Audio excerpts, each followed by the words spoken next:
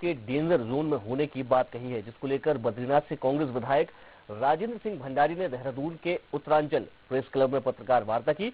उन्होंने कहा कि आपदा सचिव ने तो 1200 लोगों को डेंजर जोन में होने की घोषणा कर दी है, लेकिन वह कहां जाएंगे और उनको कहां विस्थापित किया जाएगा, इसको लेकर अभी तक कोई निर्णय नहीं लिया गया है। विधायक भंडारी ने सरकार से लोगों को जोशीमठ के नजदीक ही विस्थापित करने की मांग की है। वहीं जोशीमठ बचाओ संघर्ष समिति के संयोजक अतुल सती ने भी मीडिया के सामने अपनी बात रखी।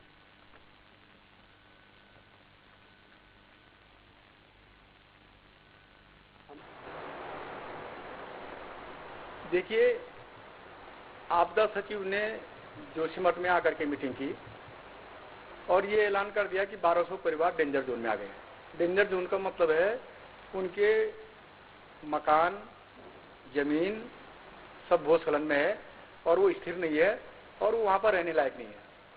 तो हमारा ये मानना है कि आपने डेंजर जोन तो घोषित कर दिया है और उनके पुनर्वास का, विस्थापन का क्या होगा, वो जाएंगे कहाँ?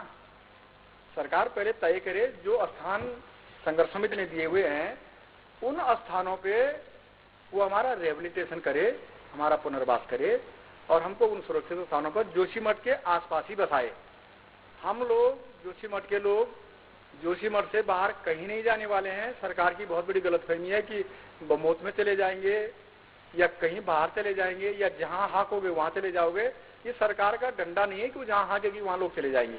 हमारे हक हकूक है, देवी देवता है, जल जमीन जंगल है, चार धाम यात्रा है, हमारा अपना जो है वहाँ का रख रखाव है, तो हम वहाँ छोड़ करके क्यों जाएंगे कहीं? भाई कहीं जाने का तो कोई सवाल ही नहीं उठता है।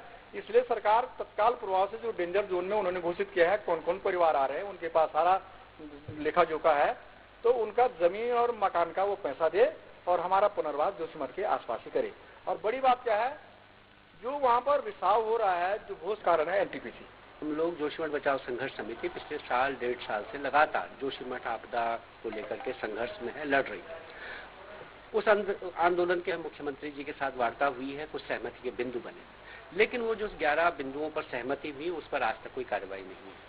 इसके अलावा सरकार जो है विस्थापन पुनर्वास को लेकर के जो जगह चिन्हित कर रही है वो जोशीमठ से बहुत दूर है और हम लोग वहाँ जो है हम परंपरा से, आस्था से, कृषि से, व्यवसाय से जोशीमठ से जुड़े हुए हैं और जोशीमठ से हमारे और अन्य हित हैं, सामुदायिक हित हैं, सामाजिक हित हैं, लिहाजा हम जोशीमठ को छोड़ के जाना नहीं चाहते।